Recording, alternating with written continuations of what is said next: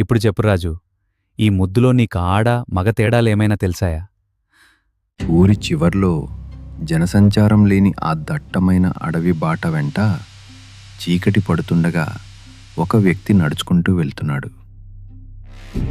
చుట్టూ రాత్రి పక్షుల అరుపులు, ఎండుటాకులు కదులుతున్న చప్పుడు. ఒక్కసారిగా అతని కాలికి ఏదో తగిలింది. కిందికి వంగి మొబైల్ టార్చ్ లైట్ వేసి చూసిన ఆ వ్యక్తి గుండె ఆగినంత పనైంది. అక్కడ ఒక యువకుడి శవం పడి ఉంది. ఒంటిపై నూలుపోగు కూడా లేకుండా, ఒంటి మీద బట్టలు లేకుండా ఉన్న ఆ శరీరంపై ఎవరో రంగురంగుల పూలను చల్లారు. ఆ పూలు అతని శరీరాన్ని కాస్త కవర్ చేస్తున్నట్టుగా అమర్చి ఉన్నాయి. ఆ మృతుడి వయసు 20 ఏళ్ళు ఉంటాయేమో. తెల్లటి రంగు, వ్యాయామం చేసి పెంచిన కండలు తిరిగిన శరీరం. చనిపోయి ఉన్నా కూడా ఆ పూల మధ్య అతను ఒక మన్మధుడిలా, నిద్రిస్తున్న ఒక అందమైన శిల్పంలా ఊరిస్తూ పడి ఉన్నాడు. భయంతో వణికిపోయిన ఆ వ్యక్తి వెంటనే పోలీసులకు ఫోన్ చేశాడు.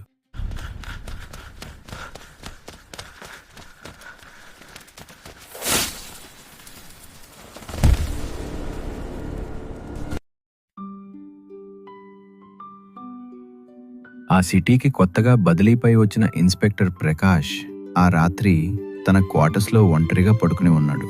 32 ఏళ్ల వయసు. ఖాకీ యూనిఫామ్లో ఎంత సిన్సియర్ ఆఫీసరో అంతటి ఆకర్షణీయమైన రూపం అతనిది. అతనికి ఒక విచిత్రమైన కల వచ్చింది. ఒక అందమైన అబ్బాయి తన మదన సౌందర్యాన్ని చూపిస్తూ ఊరిస్తున్నట్టు, ప్రకాష్ పెదవులను తనే అందుకోమన్నట్టు, కళ్ళతోనే మన్మథ బాణాలు వేస్తున్నట్టు, అంతలోనే ఆ రూపం ఆవిరైపోయినట్టు కల. ఆ ఒంటరి చీకటి గదిలో ప్రకాష్ శ్వాస వేగంగా కొట్టుకుంది. గుండెల్లో ఏదో తెలియని వేడి, ఒక రకమైన ఆకర్షణ అతని ఒంటిని తాకింది.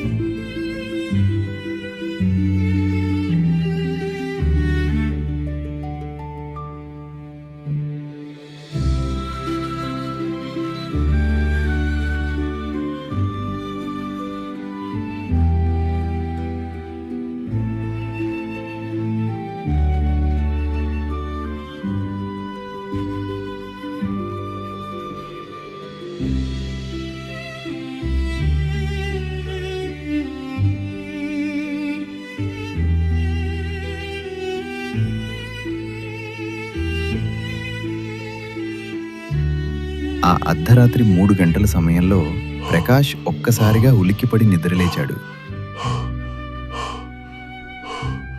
ఆ మూడ్లో మొబైల్ తీసి వాట్సాప్ ఓపెన్ చేస్తే తన స్టేషన్లో ఉండే యంగ్ కానిస్టేబుల్ రాజు లాస్ట్ సీన్ రాత్రి 2:45 అని చూపించింది. ప్రకాష్ వెంటనే రాజుకు కాల్ చేశాడు. కానీ అవతలి నుండి ఎలాంటి రెస్పాన్స్ లేదు. మరుసటి రోజు ఉదయం 10 గంటలకి ప్రకాష్ పోలీస్ స్టేషన్కి వెళ్ళాడు. నిన్న రాత్రి దొరికిన ఆ నగ్న శవం తాలూకు వివరాలతో కానిస్టేబుల్ రాజు మరియు మిగతా స్టాఫ్ రెడీగా ఉన్నారు.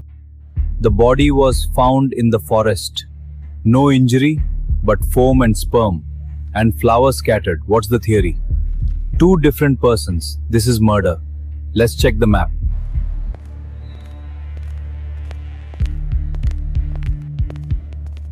The body was found naked in the jungle. Flowers were scattered on him. A college student, sir. Any ID? No ID. Postmortem shows sperm from 2 sources. So it's a sexual assault case. Let's check missing persons and recanvass the area. మృతుడి wallet ఆధారంగా అతని పేరు మురళి అని, ఆంధ్రాలోని ఒక local యూనివర్సిటీలో masters చదువుతున్నాడని తెలిసింది. Murali file photo చూడగానే ప్రకాష్ గుండెల్లో ఏదో గుచ్చుకున్నట్టయింది. ఎంత క్యూట్గా రొమాంటిక్ కళ్ళతో, చూస్తేనే కౌగిలించుకోవాలనేంత అందంగా ఉన్నాడు ఆ మురళి. అంతలోనే క్లూస్ టీం నుండి పోస్ట్ మార్టం రిపోర్ట్ వచ్చింది. అది చూసిన ప్రకాష్ ఒక్కసారిగా షాక్ అయ్యాడు. మురళి శరీరంపై 2 వేర్వేరు వ్యక్తుల DNA ట్రేసెస్ దొరికాయి. అంటే చనిపోవటానికి ముందు ఆ 2 వ్యక్తులు మురళితో అత్యంత ఇంటెన్సివ్గా, క్లోజ్గా గడిపారు. ఆ నగ్నత్వం, ఆ పూల అలంకరణ, ఆ ఆధారాలు, వీటన్నిటినీ బట్టి మురళి ఒక గే అని ఇది ఇద్దరు పురుషులు కలిసి చేసిన మర్డర్ అని ప్రకాష్కు అర్థమైంది. కేసు ఇన్వెస్టిగేషన్ కోసం ప్రకాష్ కానిస్టేబుల్ రాజును తీసుకుని జీప్లో బీచ్ రోడ్డు మీదుగా బయలుదేరాడు. జీప్ వెళ్తుంటే సముద్రపు అలలు ఒడ్డును తాకుతూ ఒక రకమైన మాదకత్వాన్ని క్రియేట్ చేస్తున్నాయి. పక్కనే కూర్చున్న రాజు వైపు చూశాడు ప్రకాష్. నిన్న రాత్రి కాల్ ఎందుకెత్తలేదని ప్రకాష్ అడగ్గా, నాకు కొత్తగా పెళ్ళయింది సార్. రాత్రి అంత లేట్ చేసినా పొద్దునే 6 గంటలకే జాగింగ్ వచ్చేసావు. నీ ఎనర్జీ బాగుంది. పెళ్ళైన కొత్తలో ఆ రాత్రి ఇచ్చే సుఖంలో ఉండే కిక్కే వేరు సార్. ఎంత తక్కువ పడుకున్నా ఆ నీరసంలో కూడా ఒక రకమైన మత్తు ఉంటుంది. బాగుంది అని ప్రకాష్ అనగానే రాజు నవ్వుతూ, పెళ్ళైన కొత్తలో ఆ రాత్రి ఇచ్చే సుఖంలో ఉండే కిక్కే వేరు సార్. ఎంత తక్కువ పడుకున్నా ఆ నీరసంలో కూడా ఒక రకమైన మత్తు ఉంటుంది అంటూ కాస్త పచ్చిగానే మాట్లాడాడు. అప్పుడు ప్రకాష్ జీప్ స్పీడ్ తగ్గించి రాజు వైపు ఒక వింతైన చూపు చూస్తూ, ఆ ఆకర్షణ కోసం ఇంత డ్రామా అవసరమా రాజు? నిజానికి నాకైతే ప్రేమించటానికి, సుఖాన్ని పంచుకోవటానికి ఆడ మగ అనే తేడా కూడా అవసరం లేదనిపిస్తుంది. ఎవరితోనైనా ఆ ఫీలింగ్ ఒకటే. నా ట్రైనింగ్ సమయంలో క్యాంప్లో ఉన్నప్పుడు చాలామంది సైనికులు నెలల తరబడి భార్యలకు దూరంగా ఉండలేక, అలాగని బయట ఆడవాళ్ల దగ్గరికి వెళ్ళటం కుదరక తమలో తామే ముద్దులు పెట్టుకుంటూ ఒకరినొకరు కౌగిలించుకుంటూ ఆ కోరికలు తీర్చుకునేవారు. అక్కడ జెండర్తో పనిలేదు, కేవలం ఇద్దరి మధ్య కెమిస్ట్రీ ముఖ్యం అనేవారు.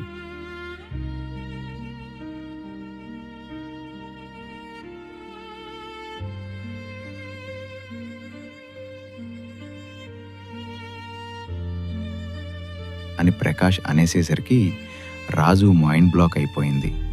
తన ఆఫీసర్ నోటి నుండి మొట్టమొదటిసారి అలాంటి మాటలు వింటుంటే రాజు శరీరంలో ఒక కొత్త రకమైన అలజడి, మగతనం నిద్రలేచినట్టు అనిపించింది. వాళ్ళు మురళి చదువుతున్న బీచ్ కాలేజీకి చేరుకుని ప్రిన్సిపల్ను కలిసి మాట్లాడారు. కాలేజ్ పరువు పోకుండా ఈ కేసును డీల్ చేయమని ప్రిన్సిపల్ బ్రతిమిలాడాడు. మురళి హాస్టల్ రూమ్కి వెళ్ళి సోదా చేయగా అక్కడ కొన్ని గేమ్ మ్యాగజైన్లు, కొన్ని అడల్ట్ నవలలు దొరికాయి. మురళి రూమ్మేట్స్ని విచారించగా మురళి చాలా ఈజీగా అందరితో కలిసిపోతాడని, కాలేజీలో అతనికి చాలా క్లోజ్గా ఉండే 5 స్నేహితులు ఉన్నారని వాళ్ళ పేర్లిచ్చారు. ప్రకాష్ ఆ వివరాలు తీసుకుని రాజుతో, రాజు, సాయంత్రం ఈ ఎవిడెన్స్ బ్యాగ్ తీసుకుని నా రూమ్కి రా, డీటెయిల్గా స్టడీ చేద్దాం. సాయంత్రం 5:30 అయింది. ప్రకాష్ తెల్లటి కుర్తా, చాక్లెట్ కలర్ లుంగీ కట్టుకుని తన ఇంటి బాల్కనీలో టీ తాగుతూ సూర్యాస్తమయాన్ని చూస్తున్నాడు. అంతలో కాలింగ్ బెల్ మోగింది. పెద్ద ఇంట్లో ఒంటరిగా ఎలా ఉంటున్నారు సార్? ఒంటరితనం నా శరీరానికే కానీ నా మనసుకు కాదు. అర్థమైంది సార్. ఇద్దరూ కలిసి మురళి రూమ్లో దొరికిన డైరీని, కొన్ని ఫోటోలను పరిశీలించడం మొదలుపెట్టారు. ఆ ఫోటోల్లో మగవాళ్ళ మధ్య ఉండే ఇంటెన్సివ్ బాండింగ్ ఉంది. అవి చూస్తున్న కొద్దీ ఆ రూమ్లో వాతావరణం వేడెక్కింది. రాజు ప్రకాష్ వైపు చూస్తూ, సార్, ఇవి చూస్తుంటే నాకేదోలా ఉంది. ఒక వింతైన మూడ్ నా ఒంట్లోకి ప్రవేశిస్తోంది. మరి మీకు సార్? అవును, నాకు కూడా. మరి ఇప్పుడు ఏం చేద్దాం?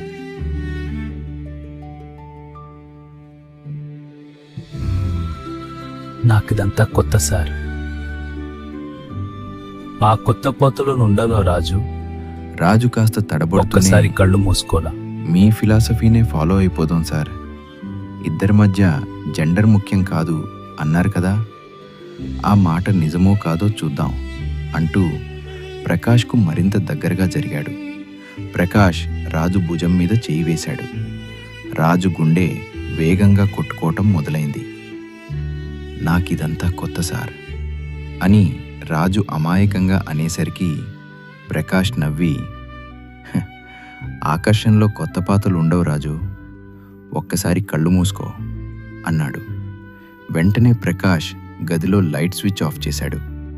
చీకటి ఆ గదిని పూర్తిగా కమ్మేసింది. మరుక్షణమే ఇద్దరి పెదవులు మొదటిసారి ఒకదానినొకటి బంధించుకున్నాయి. ఇప్పుడు చెప్పు రాజు, ఈ ముద్దులో నీకు ఆడ మగ తేడాలు ఏమైనా తెలిసాయా? నాకేదోలా ఉంది సార్. అసలు ముద్దులో ఇంత రుచి ఉంటుందని నాకిప్పుడే తెలిసింది. మీ కిస్ చాలా హై లెవెల్ సార్. సరిగ్గా అదే సమయంలో రాజు మొబైల్ రింగ్ అయింది. చూస్తే అతని భార్య ఫోన్. రాజు బాల్కనీలోకి వెళ్ళి మాట్లాడి అర్జెంటుగా వెళ్ళాలని చెప్పి అక్కడి నుండి వెళ్ళిపోయాడు. మరుసటి రోజు ఉదయం మురళి 5 కాలేజ్ ఫ్రెండ్స్ను సీక్రెట్గా స్టేషన్కి రప్పించాడు. వాళ్ళ నుండి ఫోరెన్సిక్ పరీక్షల కోసం శాంపిల్స్ కలెక్ట్ చేయడానికి ల్యాబ్ టెక్నీషియన్ సురేష్ వచ్చాడు. వాళ్ళు కాలేజ్ స్టూడెంట్స్, చాలా భయపడుతున్నారు. నువ్వు కాస్త ఫ్రెండ్లీగా మాట్లాడి వాళ్ళ నుండి శాంపిల్స్ కలెక్ట్ చేయి.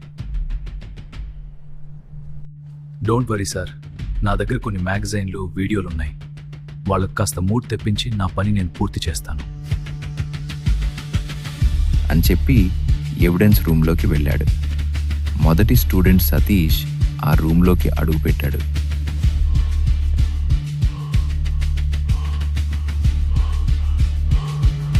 మురళిని చంపిన ఆ 2 వ్యక్తులు ఈ 5గురిలోనే ఉన్నారా? ఆ రూమ్లో సురేష్ ఆ స్టూడెంట్స్ నుండి ఆ శాంపిల్స్ ఎలా కలెక్ట్ చేయబోతున్నాడు? అసలు మురళి మరణం వెనుక ఉన్న ఆ రహస్యం ఏంటి?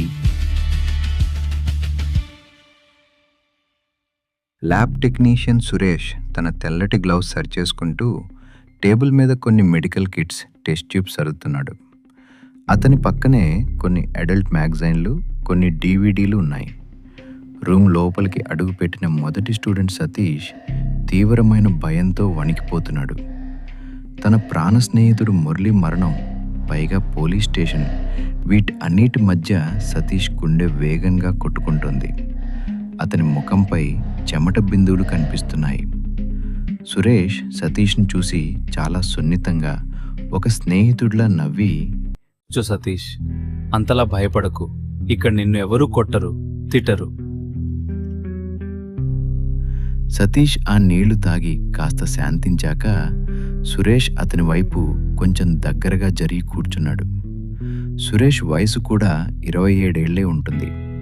అతని మాటల్లో ఒక రకమైన ఆకర్షణ, అవతలి వారిని లోబర్చుకునే గొంతు ఉంది. చూడు సతీష్ అని చాలా సాఫీగా చెప్పాడు. చూడు సతీష్, మురళిని ఎవరో చాలా దారుణంగా చంపేశారు. వాడిని చంపిన వాడిని పట్టుకోవాలంటే మాకు నీ సాయం కావాలి. మురళి బాడీ మీద దొరికిన కొన్ని ఆధారాలతో మ్యాచ్ చేయడానికి మాకు నీ శృంగారద్రవం అంటే స్పెమ్ శాంపిల్ కావాలి. సార్, ఇక్కడ ఈ పోలీస్ స్టేషన్లో నేనలా ఎలా చేయగలను సార్? నాకు అసలు మూడ్ రాదు, భయంగా ఉంది. అందుకే కదా నేనుంది, నీకు సహాయం చేయడానికి. టేబుల్ మీద ఉన్న ఒక మ్యాగజైన్ ఓపెన్ చేసి సతీష్ ముందు పెట్టాడు. అందులో 2 కండలు తిరిగిన అబ్బాయిల రొమాంటిక్ భంగిమల్లో ఒకరినొకరు కౌగిలించుకుని ఉన్న ఫోటోలున్నాయి.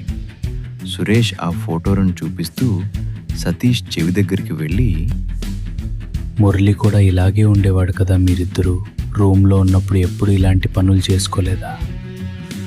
ఆ మురళి అందమైన శరీరాన్ని నువ్వెప్పుడూ తాకలేదా అని చాలా క్లోజ్గా, శృంగారభరితంగా అడిగాడు. ఆ మాటలు సతీష్ మైండ్లోకి నేరుగా వెళ్ళి గుచ్చుకున్నాయి. అతని కళ్ళు ఆ ఫోటోల మీద పడ్డాయి. సురేష్ మాటల మత్తు, ఆ ఫోటోల వేడి సతీష్ శరీరంలో తెలియకుండానే ఒక రకమైన కామ అలజడిని రేపాయి. సతీష్, ఈ కంటెంట్ తీసుకో, పక్కనే ఉన్న స్క్రీన్ వెనక్కి వెళ్ళు. సరే డాక్టర్. కొద్ది నిమిషాలు పడుతుంది. సతీష్, బయటకు వచ్చావా? మొదటి శాంపిల్ కలెక్ట్ అయిందా? అవును డాక్టర్, కలెక్ట్ అయింది. బాగుంది. రాజు, శ్వాస తీసుకో. ఏమైంది? ఏదో తప్పు జరుగుతుంది ప్రకాష్. శాంతంగా చూద్దాం, పని జరుగుతోంది. అలాగే. చూసావా రాజు, భయం అనేది మనిషి కోరికలను అణచివేయలేదు. సరైన ప్రేరణ ఇస్తే ఎలాంటి చోటైనా మగవాడి ఒంట్లో వేడి పుడుతుంది.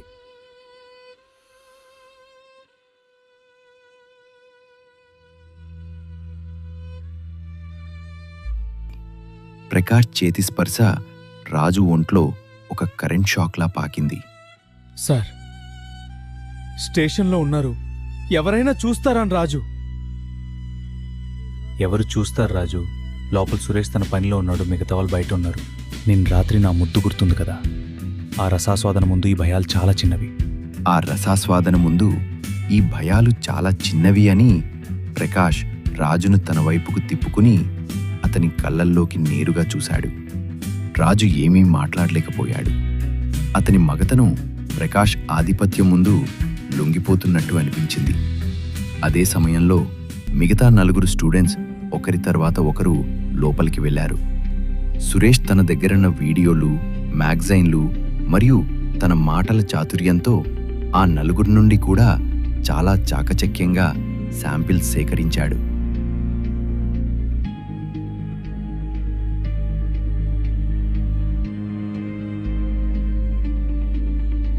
ఆ 5 కుర్రాళ్ళు బయటికి వచ్చేసరికి వాళ్ళ ముఖాల్లో ఒక వింతైన సంచలనం కనిపించింది. ఒక హత్య కేసు దర్యాప్తులో భాగంగా తమ శరీరాల నుండి ఇలాంటి శాంపిల్స్ ఇస్తామని వాళ్ళు కల్ ఫార్మాట్లో కూడా ఊహించలేదు. సురేష్ ఆ 5 బాటిల్స్ని ఒక బాక్స్లో సర్దుకుని బయటకు వచ్చాడు. సార్, నా పని పూర్తయింది. ఈ శాంపిల్స్ని ఇప్పుడే ల్యాబ్కి పంపిస్తున్నాను. రేపు సాయంత్రానికల్లా రిపోర్ట్స్ వచ్చేస్తాయి. Great job Suresh. ఈ కేసులో నీ సాయం చాలా ముఖ్యం. స్టూడెంట్స్ అందరూ వెళ్ళిపోయాక స్టేషన్లో రాత్రి 8 అయింది. అందరూ డ్యూటీ ముగించుకొని వెళ్ళిపోతున్నారు.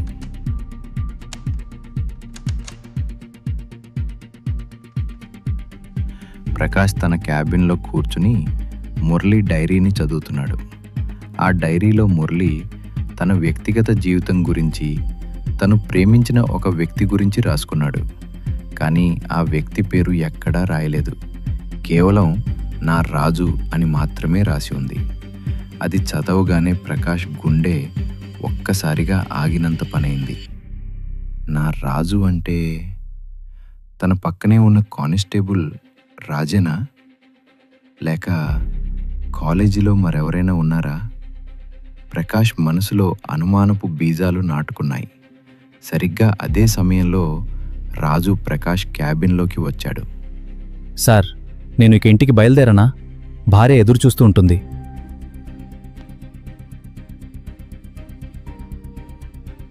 అతని చూపుల్లో ఇందాకటి రొమాన్స్ లేదు.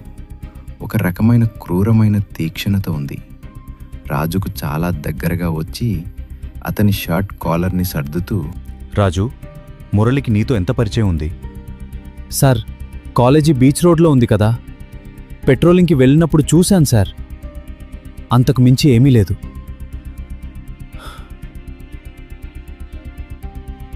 రాజు ముఖంలో ఒక్కసారిగా రంగులు మారాయి.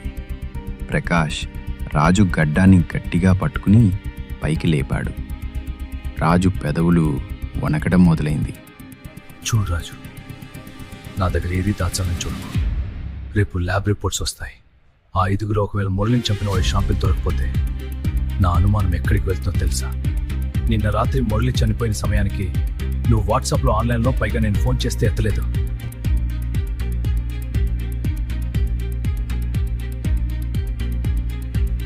ఆ రాత్రి నువ్వు నిజంగా నీ భార్యతో ఉన్నావా, లేక మురళితో ఆ అడవిలో ఉన్నావా అని ప్రకాష్ అడిగిన ప్రశ్నకు రాజు కళ్ళల్లో నీళ్లు తిరిగాయి. ఆ చీకటి పడుతున్న స్టేషన్ క్యాబిన్లో ప్రకాష్ సృష్టించిన ఆ ఇంటెన్సివ్ వాతావరణం, రాజు భయం, వారి మధ్య ఉన్న ఆ వింతైన శృంగార బంధం అంతా ఒక హై డ్రామాగా మారిపోయింది. ల్యాబ్ రిపోర్ట్స్ ఏం చెప్పబోతున్నాయి? రాజు నిజంగానే మురళిని ప్రేమించాడా? ఆ 5గురు స్టూడెంట్స్లోనే అసలు నేరస్తుడు ఉన్నాడా?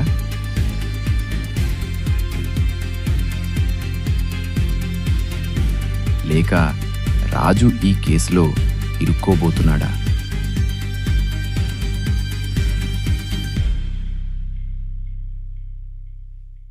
ఫోరెన్సిక్ ల్యాబ్ నుండి వచ్చే రిపోర్ట్స్ కోసం ఇన్స్పెక్టర్ ప్రకాష్ మనసు తీవ్రమైన ఆందోళనతో కొట్టుకుంటుంది.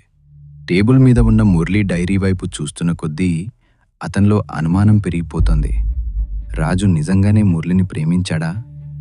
ఆ రాత్రి అడవిలో మురళితో ఉంది రాజేనా? ఈ ప్రశ్నలు ప్రకాష్ను లోపల దహించి వేస్తున్నాయి. సరిగ్గా అదే సమయంలో ఫోరెన్సిక్ ల్యాబ్ నుండి సీల్డ్ కవర్ వచ్చింది. ప్రకాష్ ఉత్కంఠతో ఆ కవర్ ఓపెన్ చేసి రిపోర్ట్స్ చదవటం మొదలుపెట్టాడు. ఆ రిపోర్ట్ చూసిన ప్రకాష్ మైండ్ ఒక్కసారిగా బ్లాక్ అయిపోయింది. ఆ 5 స్టూడెంట్స్ నుండి సేకరించిన స్పర్మ్ శాంపిల్స్లో కేవలం ఒక్కడి శాంపిల్ మాత్రమే మురళి బాడీ మీద దొరికిన ఆధారంతో మ్యాచ్ అయింది. ఆ వ్యక్తి మరెవరో కాదు, మొదటి స్టూడెంట్ సతీష్. మరి మురళి శరీరం మీద దొరికిన రెండో శాంపిల్ ఎవరిది? ఆ రెండో వ్యక్తి ఈ 5గురిలో లేడు. అంటే మురళిని చంపిన అసలు సూత్రధారి ఇంకా బయటే తిరుగుతున్నాడు. ప్రకాష్ గుండె వేగం పెరిగింది. రిపోర్ట్లో ఉన్న ఆ రెండో వ్యక్తి బ్లడ్ గ్రూప్, మిగతా వివరాలు చూస్తుంటే ప్రకాష్కు కానిస్టేబుల్ రాజు గుర్తుకొచ్చాడు. సార్, కాలేజీ బీచ్ రోడ్లో ఉంది కదా, పెట్రోలింగ్కి వెళ్ళినప్పుడు చూశాను సార్. అంతకు మించి ఏమీ లేదు. ఆ రాత్రి సరిగ్గా 1 గంట అయింది. సిటీ అవుట్స్కర్ట్స్లో మురళి శవం దొరికిన అదే అడవి బాటలో ప్రకాష్, రాజు కలిసి ఒక ప్రైవేట్ కార్లో సీక్రెట్ స్టేక్అవుట్ కోసం వెళ్లారు. చుట్టూ దట్టమైన చీకటి. కార్ లోపల ఏసీ గాలి ఇద్దరి శరీరాలను తాకుతోంది. ప్రకాష్ కార్ ఆపి సీట్ బెల్ట్ విప్పి రాజు వైపు తిరిగాడు.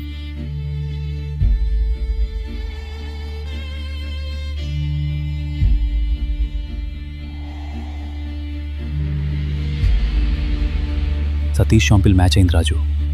కానీ ఆ రెండో వ్యక్తి షాంపిల్ ఎవరితో తెలుసా? ఇంకా తేల్లేదు. కానీ ఆ రెండో వ్యక్తి బ్లడ్ గ్రూప్ బి పాజిటివ్. నీ బ్లడ్ గ్రూప్ కూడా అదే కదా రాజు? ప్రకాష్ రాజుకు మరింత దగ్గరగా జరిగాడు. ఇద్దరి మధ్య దూరం పూర్తిగా తగ్గిపోయింది. ప్రకాష్ శ్వాస రాజు ముఖాన్ని తాకుతోంది. రాజు కళ్ళల్లో భయం. అదే సమయంలో నన్ను నమ్మండి. ప్రకాష్ సామీప్యం తెచ్చిన ఒక రకమైన కామ మత్తు కనిపించాయి.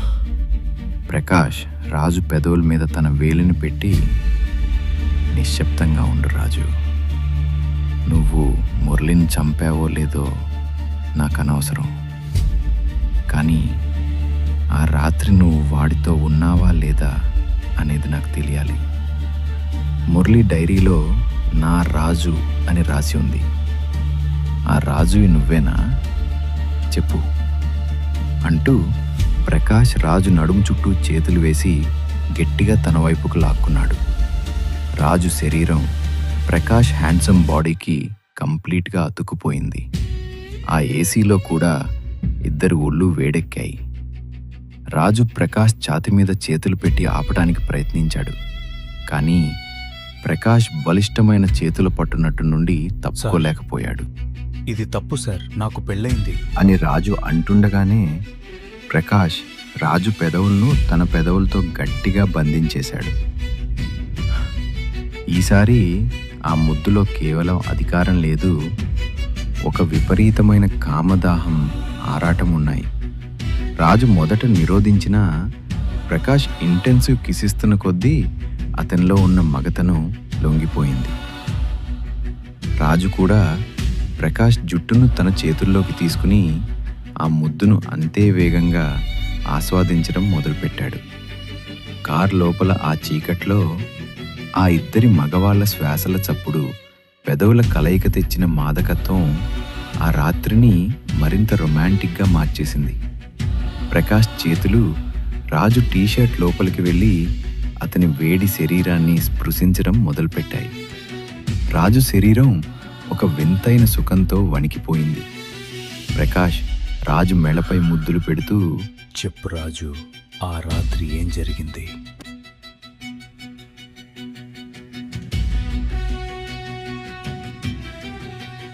సార్, నేను మురళిని ప్రేమించిన మాట నిజమే సార్. కానీ ఆ రాత్రి నేను అక్కడికి వెళ్ళేసరికి మురళి ఒంటిపై పూలతో చనిపోయి ఉన్నాడు.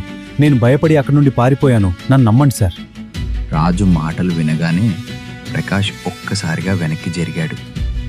రాజు కళ్ళల్లో నిజాయితీ కనిపిస్తోంది. అంటే రాజు మురళిని చంపలేదు. మురళి చనిపోయాకే రాజు అక్కడికి వెళ్ళాడు. మరి ఆ రెండో స్పర్మ్ శాంపిల్ ఎవరిది? మురళి ఒంటి మీద పూలు పెట్టి అతనికి విషమిచ్చి చంపిన ఆ అసలు హంతకుడు ఎవరు?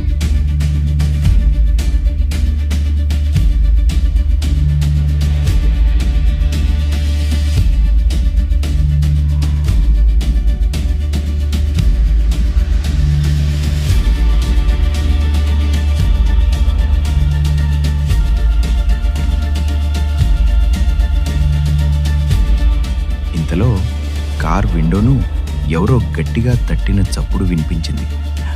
ఆ చీకటి అడవిలో కార్ బయట ఒక నల్లటి ఆకారం నిలబడి ఉంది. ఆ వ్యక్తి చేతిలో ఒక పదునైన ఆయుధం మెరుస్తోంది. ఆ నల్లటి ఆకారం ఎవరు? ప్రకాష్ రాజుల రహస్య శృంగార క్షణాలను చూసింది ఎవరు?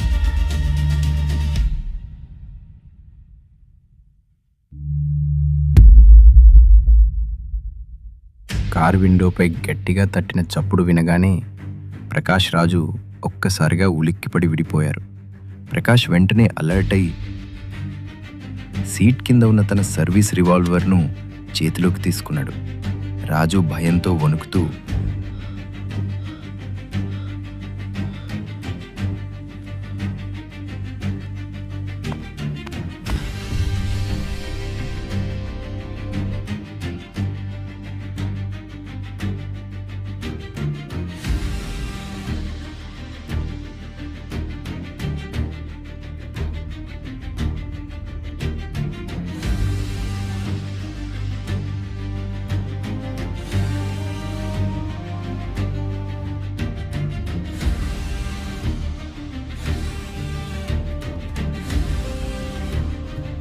రాజు, మురళితో నీకున్న బంధం గురించి ఇప్పుడు నువ్వేముక్క దాచినా మన ఇద్దరి ప్రాణాలకే ప్రమాదం. అసలు మీ ఇద్దరి మధ్య ఏం జరిగింది? మురళి నీకెలా పరిచయం? రాజు గొంతు సవరించుకుని ఆ గడిచిన మాదక స్మృతులను గుర్తు చేసుకుంటూ మాట్లాడటం మొదలుపెట్టాడు. సార్, 6 నెలల క్రితం మురళి బీచ్ రోడ్లో ఒంటరిగా కూర్చుని ఏడుస్తుంటే పెట్రోలింగ్లో ఉన్న నేను చూసి పలకరించాను. వాడు కేరళ నుండి వచ్చి ఇక్కడ ఒంటరిగా ఉంటున్నాడు. ఆ రోజు నుండి మా మధ్య స్నేహం పెరిగింది. మురళి చాలా అందంగా సున్నితంగా ఉండేవాడు సార్. ఆ స్నేహం కాస్త ఎప్పుడు లవ్గా మారిందో నాకే తెలీదు. నా భార్యతో నాకు దొరకని ఒక వింతైన శృంగార సుఖాన్ని, మానసిక ప్రశాంతతను మురళి నాకిచ్చాడు. మేము తరచూ ఆ అడవి బాటలోనే కారులో కలుసుకునేవాళ్ళం.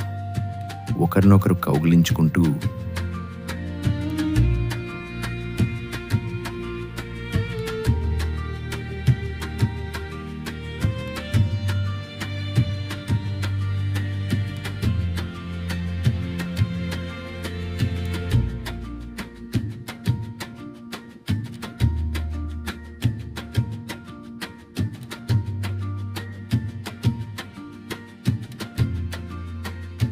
మా దాహాన్ని తీర్చుకునేవాళ్ళమని రాజు చెప్తుంటే అతని గొంతులో వణకు స్పష్టంగా తెలిసింది. కానీ అంటూ రాజు ఆగాడు. కానీ ఏంటి రాజు? అని ప్రకాష్ గట్టిగా అడిగాడు.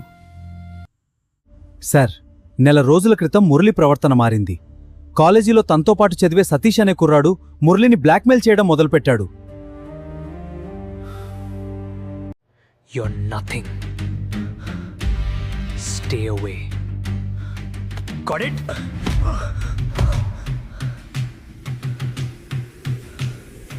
ఈ రోజు నుంచి నీ నా కోసం అన్నే.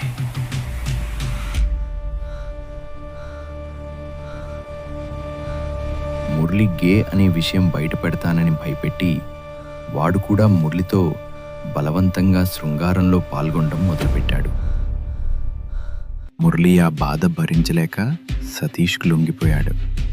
పోస్ట్మార్టం రిపోర్ట్లో దొరికిన మొదటి స్పర్మ్ శాంపిల్ అందుకే సతీష్తో మ్యాచ్ అయింది సార్. చనిపోయే రోజు రాత్రి మురళి నాకు ఫోన్ చేసి, రాజు నన్ను కాపాడు, ఆ సతీష్ నన్ను చంపేస్తానని భయపెడుతున్నాడు అని ఏడ్చాడు. నేను అక్కడికి వెళ్ళేసరికి మురళి శవమై ఉన్నాడు. నా కంప్లైంట్ బుక్, నా వివరాలు అక్కడ దొరికితే నేను ఇరుక్కుపోతానని భయపడి నేను ఎవరికీ చెప్పలేదు సార్ అని రాజు అసలు నిజం ఒప్పుకున్నాడు. రాజు మాటలు విన్నాక ప్రకాష్కు కేసుపై ఒక స్పష్టత వచ్చింది. కానీ ఇంకా ఆ రెండో స్పర్మ్ శాంపిల్ ఎవరిదనే మిస్టరీ వీడలేదు. రాజు మురళిని చంపలేదు. సతీష్ కేవలం బ్లాక్మెయిల్ చేశాడు.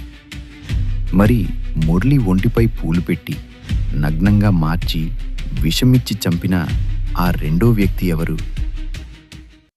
మరుసటి రోజు ఉదయం ప్రకాష్ సీక్రెట్గా బీచ్ కాలేజ్కి వెళ్ళి మురళి కాల్ డేటాను, కాలేజ్ హాస్టల్ రిజిస్టర్ను క్షుణ్ణంగా పరిశీలించాడు.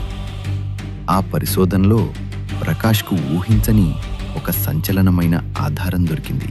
మురళి చనిపోయిన రాత్రి అతని ఫోన్కి సతీష్ కాకుండా కాలేజ్లో అందరికంటే పెద్ద హోదాలో ఉన్న ఒక వ్యక్తి నుండి వరుసగా కాల్స్ వచ్చాయి. అంతేకాదు, ఆ వ్యక్తి బ్లడ్ గ్రూప్ కూడా బి పాజిటివ్. ఆ ఆధారాలు చూడగానే ప్రకాష్ కళ్ళు బైర్లు కమ్మాయి. ఆ వ్యక్తి మరెవరో కాదు, Murali college principal Ranganath. College పరువు పోకుండా ఈ కేసును డీల్ చేయమని బ్రతిమలాడుతున్నాను. సార్, మేము ప్రయత్నిస్తాం. దయచేసి ఇది మా భవిష్యత్తు చాలా ముఖ్యం. సమాజంలో ఎంతో గౌరవప్రదమైన స్థానంలో ఉన్న ప్రిన్సిపల్ లోపల ఒక వికృతమైన కామమృగమని ప్రకాష్ గ్రహించాడు. రంగనాథ్ కూడా ఒక గే అని అతను మురళి అందాన్ని చూసి మోహించి తన కోరికను తీర్చుకోవటానికి మురళిని లొంగదీసుకున్నాడని ప్రకాష్కు అర్థమైంది. ప్రకాష్ వెంటనే రాజును పిలిచి, రాజు, హంతకుడు ఎవరో దొరికాడు. వాడు కాలేజ్ ప్రిన్సిపాల్ రంగనాథ్. కానీ వాడిని పట్టుకోవాలంటే మనకు పక్కా సాక్ష్యం కావాలి. వాడు మురళిని చంపినట్టే నన్ను కూడా చంపడానికి ప్లాన్ చేస్తున్నాడు. నిన్న రాత్రి కార్ దగ్గరికొచ్చింది వాడే. ఈ రాత్రి వాడికి మనం ఒక పెద్ద ట్రాప్ వేయబోతున్నాం. ఈ ఆపరేషన్లో నువ్వే నాకేరా అని ప్రకాష్ రాజు భుజంపై చేయి వేసి ఇంటెన్సివ్గా మీకోసం అన్నాడు. నేను ఏదైనా చేస్తాను సార్ అని రాజు ప్రకాష్ చేతిని గట్టిగా పట్టుకున్నాడు. ఆ రాత్రి ప్రిన్సిపల్ రంగనాథ్ను పట్టుకోవటానికి ప్రకాష్ ఎలాంటి వ్యూహం రచించాడు? ఆ దట్టమైన అడవిలో రంగనాథ్ రాజును లొంగదీసుకోవటానికి ప్రయత్నించినప్పుడు ఏం జరిగింది?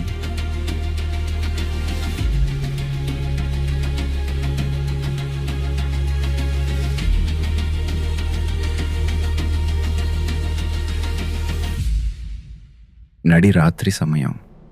నిశ్శబ్దంగా ఉన్న ఆ దట్టమైన అడవి బాటలోకి ఒక కారు వచ్చి ఆగింది.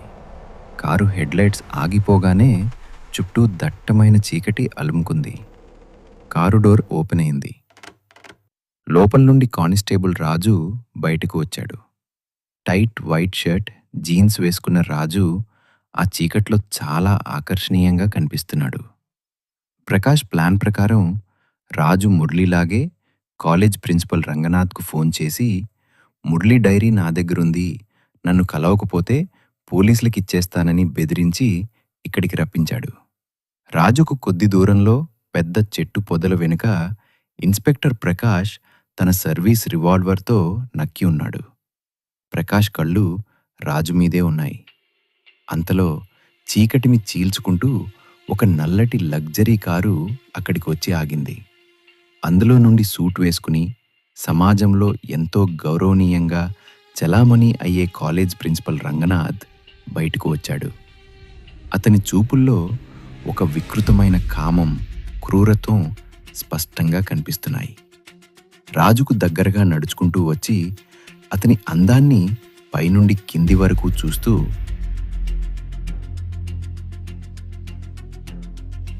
నువ్వు చాలా సాహసం చేశావు రాజు. మురళిలాగే నువ్వు కూడా చాలా హ్యాండ్సమ్గా ఉన్నావు. ఆ మురళి కూడా మొదట్లో ఇలాగే నాతో అలాడు, ఆఖరి నా చేతుల్లో ఎలా నలిగిపోయాడో చూశావుగా అంటూ వికృతంగా నవ్వి రాజు భుజంపై చేయి వేశాడు. సార్, మురళిని మీరే చంపారా అని అడిగాడు. రంగనాథ్ రాజు ముఖానికి చాలా దగ్గరగా వచ్చి అతని శ్వాసను ఆస్వాదిస్తూ, అవును రాజు, నేనే చంపా. వాడు నా ఇష్టాలకు లొంగి నాతో ఎన్నో రాత్రులు గడిపాడు.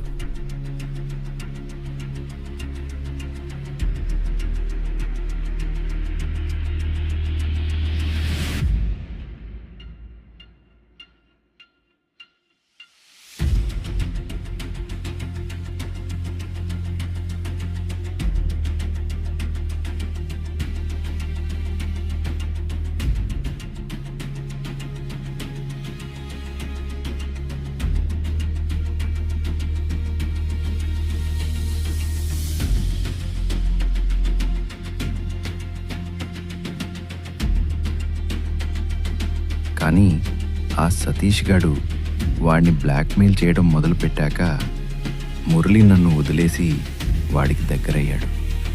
అది నా అహంకారాన్ని దెబ్బతీసింది. అందుకే ఆ రాత్రి వాడిని ఇక్కడికి రప్పించి బట్టలు విప్పేసి నా కామదాహాన్ని తీర్చుకున్నాను.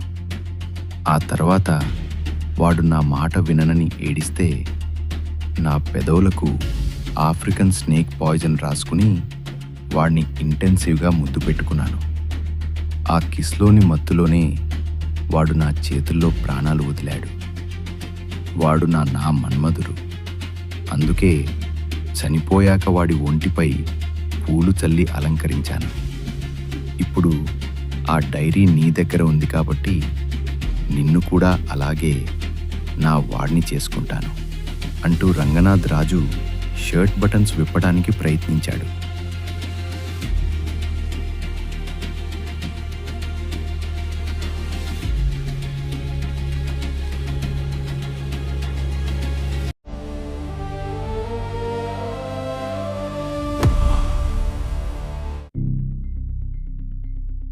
హ్యాండ్స్ అప్ రంగనాథ్, ఇప్పుడే చెయ్యి. ఆ సిరంజ్ పడై. ఏంటి ఇది? సమాజంలో పెద్ద మనిషివి అనిపించుకుంటూ వెనకింత వికృతమైన కామక్రూరత్వాలు చేస్తావా? మురళి నీ చేతుల్లో చనిపోయాడు, కానీ రాజును తాకే ధైర్యం కూడా నీకు లేదు.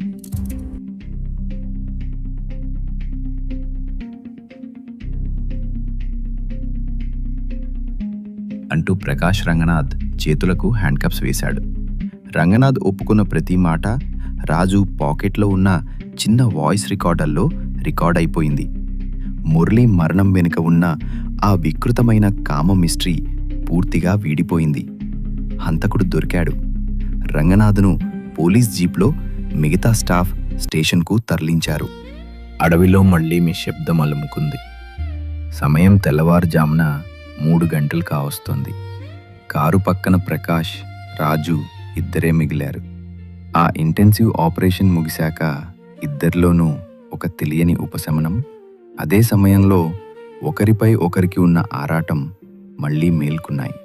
రాజు షర్ట్ బటన్స్ కొన్ని ఊడిపోయి ఉండటంతో అతని ఛాతీ స్పష్టంగా కనిపిస్తోంది. ప్రకాష్ రాజుకు చాలా దగ్గరగా వచ్చి అతని షర్ట్ కాలర్ను సరిచేస్తూ, రాజు, ఈ ఆపరేషన్లో నీ ప్రాణాలు రిస్క్ చేశావు. నువ్వు చాలా గ్రేట్. మీరు పక్కన ఉన్నప్పుడు నాకు ఎలాంటి భయం ఉండదు సార్. ప్రకాష్ నవ్వి రాజు నడుము చుట్టూ తన బలమైన చేతులను వేసి దగ్గరకు లాక్కున్నాడు. ఈసారి వారి మధ్య ఎలాంటి కేసు లేదు, ఎలాంటి భయం లేదు. తెల్లవారుజామున కురుస్తున్న చల్లటి మంచులో ఆ ఇద్దరి మగవాళ్ల వేడి శరీరాలు ఒకదానికొకటి అతుక్కుపోయాయి.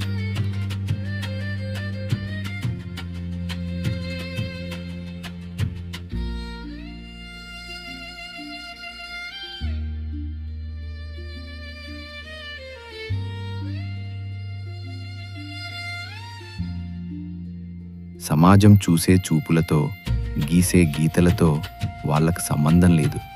ఆ క్షణంలో వాళ్ళిద్దరూ ఒకరికొకరు సొంతమయ్యారు. You are a complete failure. Do you hear me? A disgrace.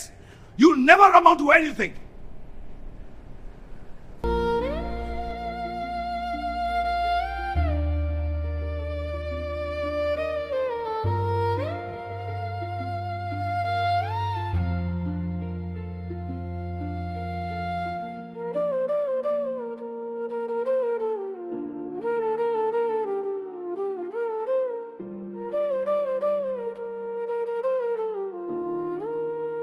Murali ఆత్మకు శాంతి చేకూరింది. ప్రకాష్, రాజుల బంధం ఒక కొత్త మలుపు తిరిగింది. కానీ కథ ఇక్కడితో ముగిసిపోలేదు. సిటీ పోలీస్ హెడ్ క్వార్టర్స్ నుండి ప్రకాష్ మొబైల్కు ఒక సీక్రెట్ మెయిల్ వచ్చింది. అందులో ఆంధ్రాలోని మరొక నగరంలో ఇదే తరహాలో ఒంటిపై పూలతో ఉన్న మరొక నగ్న పురుషుడి శవం దొరికినట్టు ఫోటోలు ఉన్నాయి. అంటే రంగనాథ్ కాకుండా వెనక ఉండి నడిపిస్తున్న ఇంకొక పెద్ద సీరియల్ కిల్లర్ ముఠా ఉందా? ప్రకాష్, రాజు లైఫ్లోకి రాబోయే ఆ నెక్స్ట్ డేంజర్ ఏంటి?